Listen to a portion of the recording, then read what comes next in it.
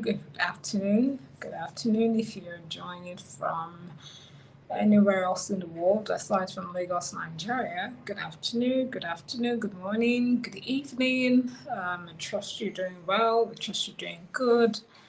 I hope the audio is okay where you are. You can hear me loud and clear. We're hoping that the issues of last week do not reoccur this week. Welcome to Build with Pandora. Today marks day 6 of this particular session that we started off sometime last week. I hope you all can hear me. Um, I'm just going to give it a couple of maybe about a minute. So for those joining us, you can join us within like 1 1 that's 1 minute into 1 o'clock.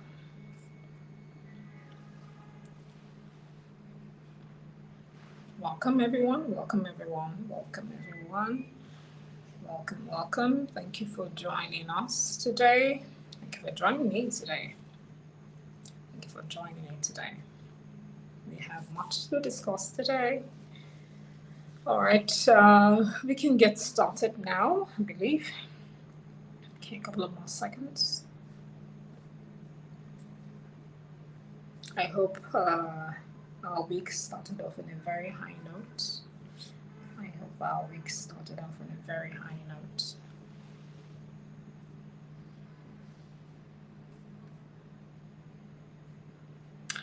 All right. Good afternoon once again, everyone. You're welcome to Build with Pandora, a weekly or rather daily knowledge sharing session from right here from our office in Lagos, Nigeria, where we talk about all things marketing, how to effectively as well as efficiently leverage your marketing efforts as a business owner. All right. So last week we touched on quite a number of topics. I'm just going to do a quick recap. We touched on topics from generating leads as a business or as an organization within the industry where you're not legally allowed to advertise. We touched on that. We also touched on attaining marketing objectives as a non-for-profit organization. We also touched on started marketing right. I believe that was the first topic. We touched on quite a bit last week. Feel free to revert to any of our social media platforms. So specifically on two major platforms, that's YouTube, Pandora Agency, as well as LinkedIn. Pandora Agency still applies. Today marks day 6, and on Build with Pandora today, we're going to be touching on the topic on small mistakes, or rather mistakes that small businesses make. I'm going to say that again. The topic we're going to touch on today is mistakes that small businesses make, or even businesses in general. As I've seen, it's really not agnostic to just small businesses. Even the big guys tend to make these mistakes and overlook it. All right. So I'm going to start off with number one. This is one that we usually would touch on when we are actually onboarding clients within any industrial sector, really. Reporting, right? Measuring the performance of, your marketing efforts as a business owner, as a business, right? And that's because it gives us an insight as to what we should look out for, what works and what doesn't work for your organization. So you do not have to make that same mistake this time around. So we go through your reports, we analyze your reports, that's if you have it and if you've been measuring your performance. And I would say about 99.9% of the time you do not get this data. You have to actually carry out an audit and figure out this information on our own towards the success of what is coming in terms of the strategy we're going to be putting forward. So I would say number one mistake that businesses actually make, I would not relegate it to small business actually. I would say number one mistake that they make is, I hope you guys can hear me, okay? Fantastic. Number one mistake that they make is lack of measurement, right? Lack of measurement on marketing performance, right? And I'm going to break this down as much as possible. This can actually even be a part 2, right? Because I'm really going to drill in on that. And I'm going to break down different business categories. So as a small business owner, you can say that you do not need to measure your performance because you're only posting on maybe WhatsApp, right? or you're just posting on Instagram and you're just addressing inquiries on Instagram, but that's flawed. Why? Because you also need to know what your efforts are actually yielding as a small business owner. What does that mean? It means that if you post on your WhatsApp status, week one, do you get any inquiries? How many people actually view your WhatsApp status? What is the consistency in actually in them viewing your WhatsApp status? Who are these customers, potential customers rather, that are actually viewing your WhatsApp status? Because we all know that we have certain contacts on our mobile phone that once they view your status, you kind of get excited because they're the sort of people you want them to view certain achievements or certain posts, right? Are these people coming back to view your post day after day? Or was it just a one-off thing? You want to measure those things. On Instagram, it's the same thing. What's the performance of what you're posting? And we're also going to touch about content and strategy in a bit. But what's the performance of what you're posting? Are people liking it? Are they engaging with it? Is this something they're commenting on? Is this something that resonates with them? Is this something they're sending you DMs about? Is this something they're sending to other people about? I believe Instagram actually provides analytics for us to see this information. So it's not really relegated to just one platform or even just a size of business. It will relate it to all other businesses. What is the measurement of your performance, right? I can tell you for free that a lot of the fast-moving consumer goods organizations, those guys that spend big bucks in terms of marketing, they hire big agencies like ours. They're very particular on measurement, right? And that's because and it's also in terms of marketing terminology, return on ad spend, right, or return on investment. For the investment that you're making in terms of resources, so time, money, manpower, and all that, what is the return you're getting? You have to drill in on that, right? You have to be very specific even before you begin running either an ad or even your content. You have to be specific in terms of what am I going to be measuring, right? And what are the things I should look out for? Now let's take it to number two. And really, this should have been number one. Your strategy. Do you have a strategy in place? Strategy, people tend to say it's a big word. Really, it's just a plan, right? The same way you plan to, okay, this is what I'm going to have for the week. This is what I'm going to wear for the week. These are the places I will visit for the week.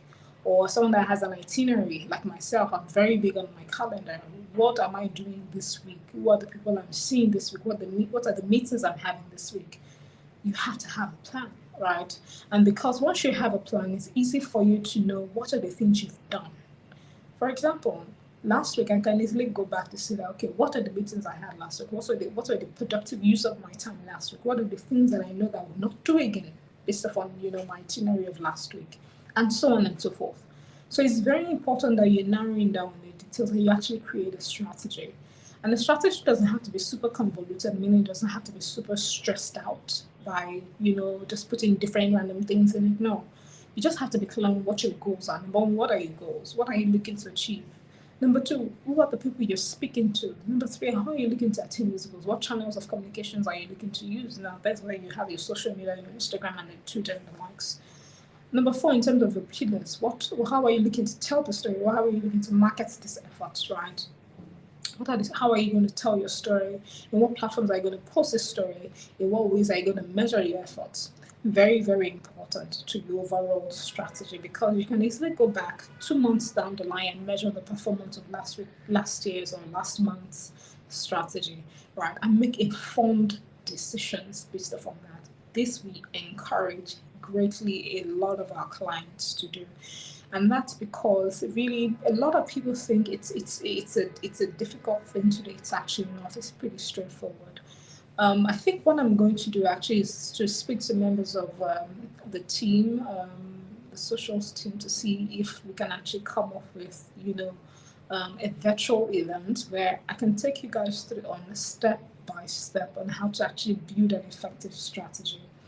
I would say that a huge part of the success of every campaign we actually run has been as a result of the strategy. We know who is doing what, we know when they're doing what, we know how they're doing what they're doing, right? So there are no loopholes in the strategy. And so I'm going to speak to the strategy team. Fingers crossed they're not as busy, and something that we can easily pull off, and maybe bring about 50 people into a room to actually get this done. Now I'm going to move on real quick because we have a lot to cover. Another is having a digital presence. Like this, I'm going to narrow down to having a website. Businesses can thrive without a website, absolutely. But it depends on the type of business. It depends on the sort of business. I've seen again. I always go back to fast moving consumer goods, and that's because these are some of the biggest people. They do pretty much what they do is affects everybody every day. You eat every day, so your Maggi, your salt, your Raiko, whatever it is, those are part of fast moving consumer goods products. So what you want to do in terms of your website, right? Yes, there are some businesses that do not need a website. You actually don't. But there are some businesses that you absolutely need a website. And given that we're in a digital age, you actually want to prioritize anything that would get your brand seen, right? Because when people see you, they build that level of trust. They would want to try out your brand, and if you're successful in terms of delivering a good service, they would come back. Meanwhile, that would mean that you've retained them. So this aspect of having a website is quite pivotal, right? And something we cannot excuse.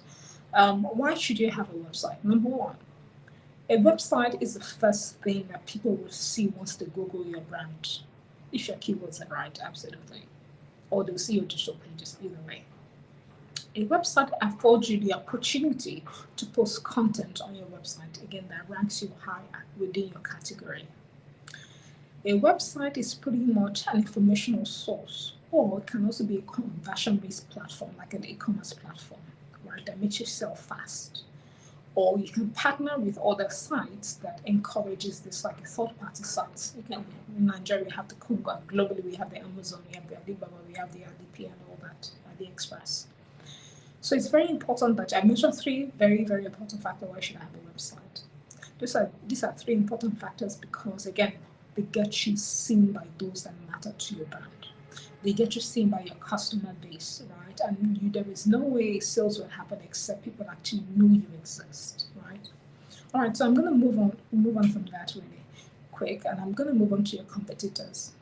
A very critical aspect of when we actually create a strategy for our clients is to look at what our competitors are doing.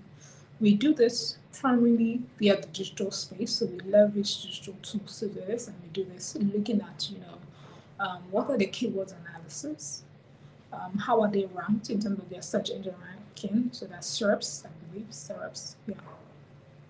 We also look at, in terms of their visuals, we also look at what was the last advertisement they actually did, right, and what platforms they leveraged.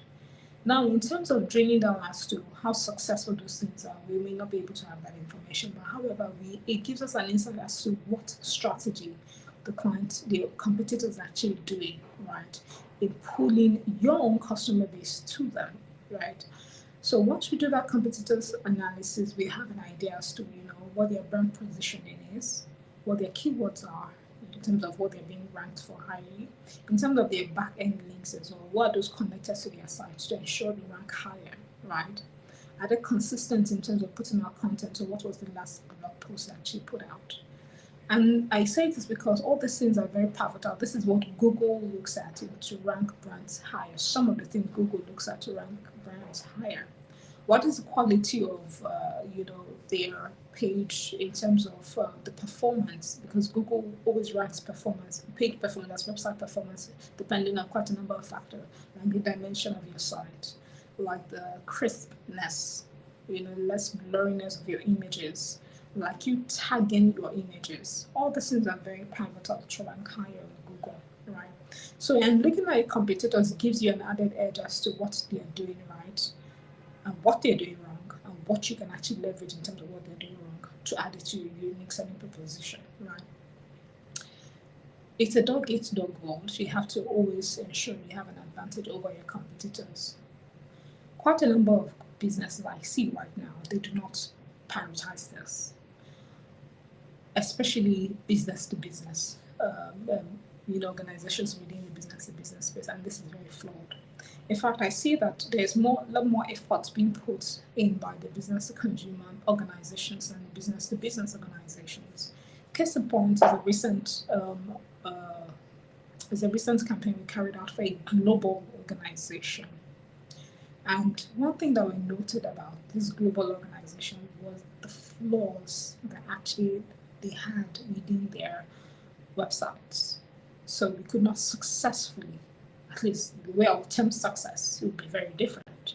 We could not successfully, it was a success. Yeah, they loved it, and we loved it to an extent, but we would have done better, right, if we had certain things put in place for them.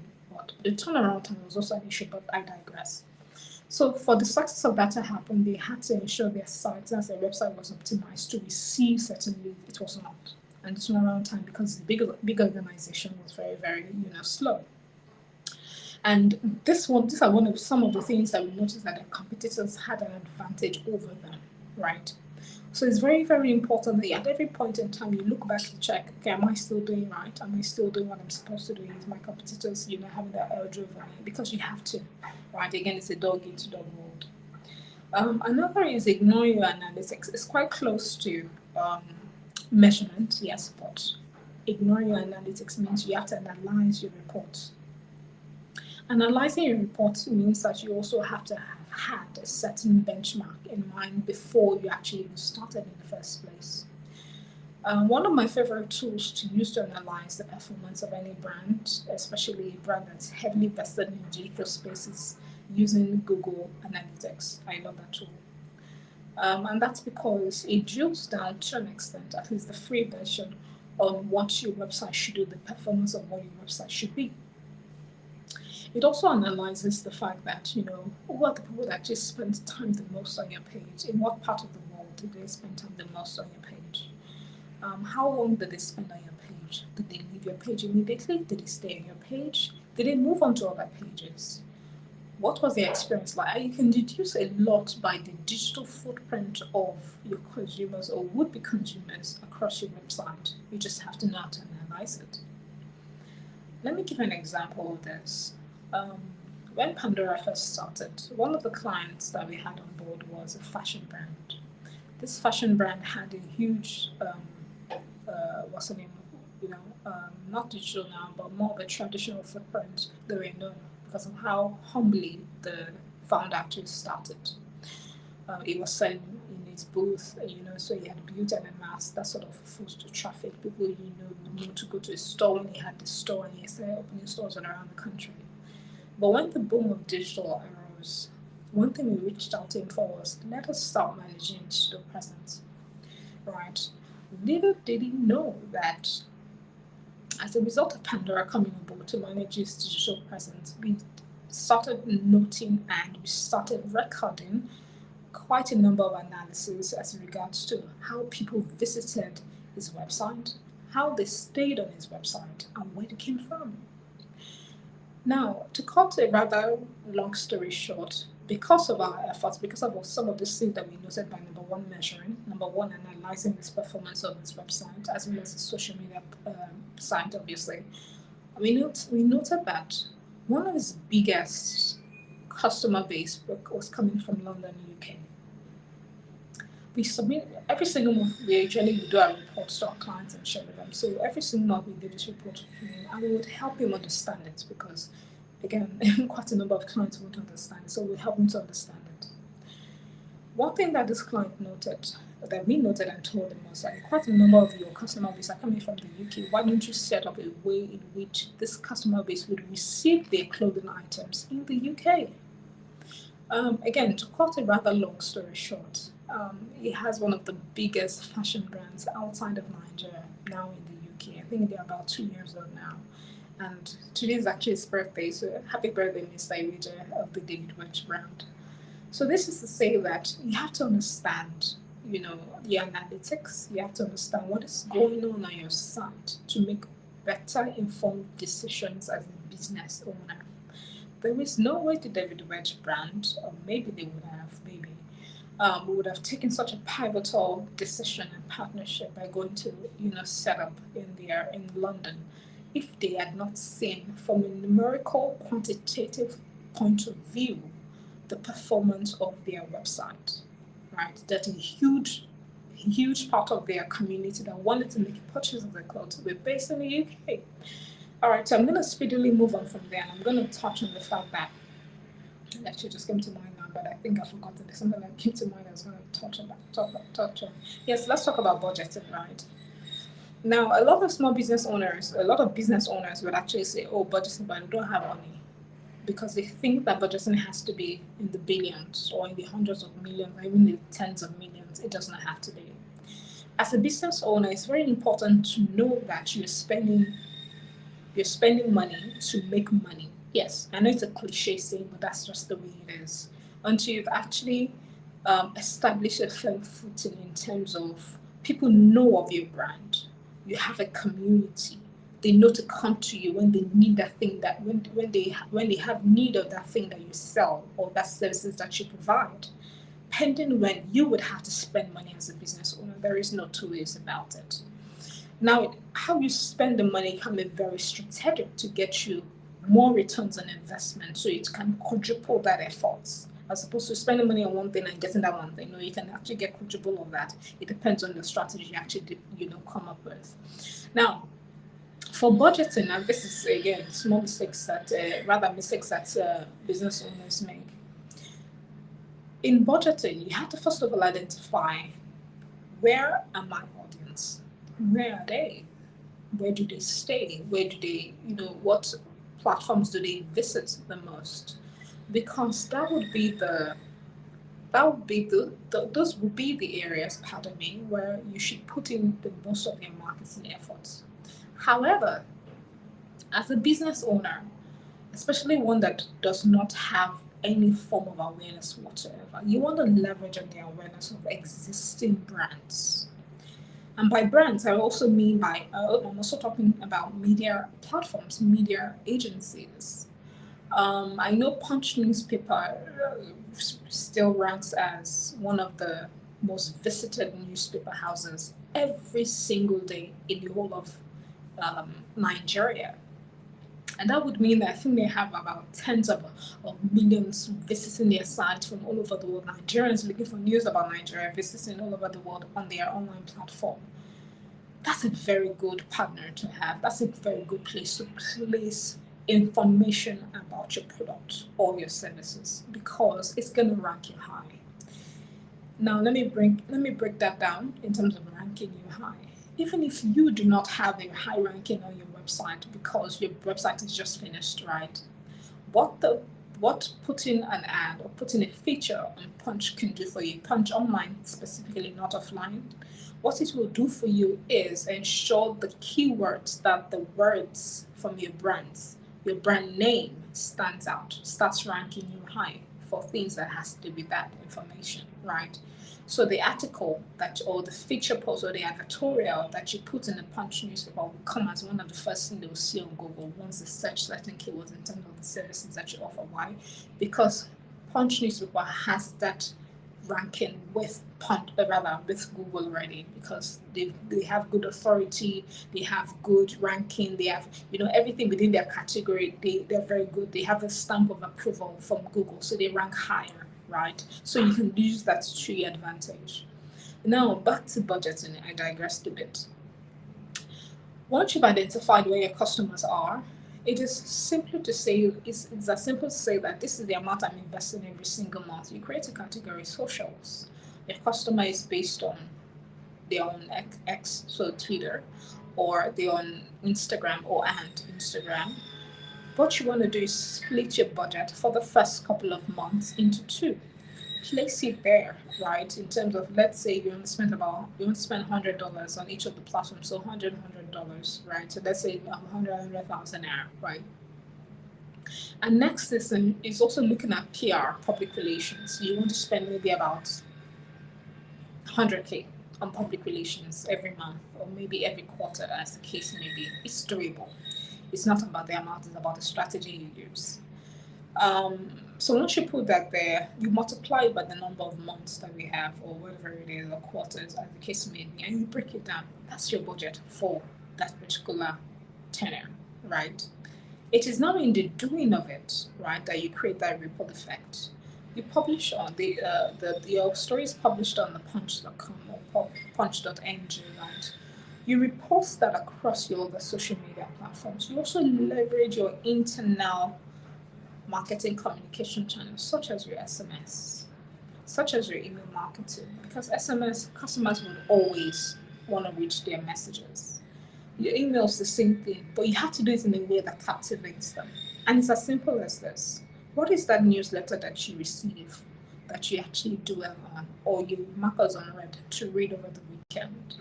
Those are the things that you want to look at. What makes you do that? Once you identify that, you use that as part of your strategy. Now, I'm not saying copy verbatim because if it's a bank, obviously, and you are maybe selling a fashion item, there's some correlation between that one, right? So you want to ensure it's still a part of your core inherent strategy in telling the story of your brand, right? So if it's storytelling tactics, fantastic, use that. If it's more numerical, use that. If it works for your brand, but you have to ensure you do what works for your brand. Now, all this is saying that after 6 months, right, for your budget, to go back and look at it, what has it gotten me? Has it gotten you increase in terms of customer base? Has it gotten you increase in terms of awareness? Has it got you increase in terms of recognition? Is your website ranking higher now? Things of that nature. That's what you want to pay attention to. So I think I've touched on strategy, I've touched on measurement, I've touched on analytics, I've touched on budgeting, I've touched on customer, knowing your customer, rather your competitors. So I've touched on these 5 things, and I think I'm going to stop here and continue probably tomorrow or next tomorrow, as the case may be. But in terms of the case study I mentioned of the fashion brand, we're also going to dive into that to see how we successfully actually ensure that that brand was one brand that actually leveraged the insight that took it from being a Nigerian, just a Nigerian brand, to being a global brand that it is right now. So thank you so much for joining me. I definitely would see you tomorrow by God's grace. Have a wonderful day, and please feel free to share this video to business owners that you feel that are grappling and you are finding it difficult to ensure success with your marketing efforts. Have a wonderful day, and my name is Candy Ruth Onashiga once again. Take care.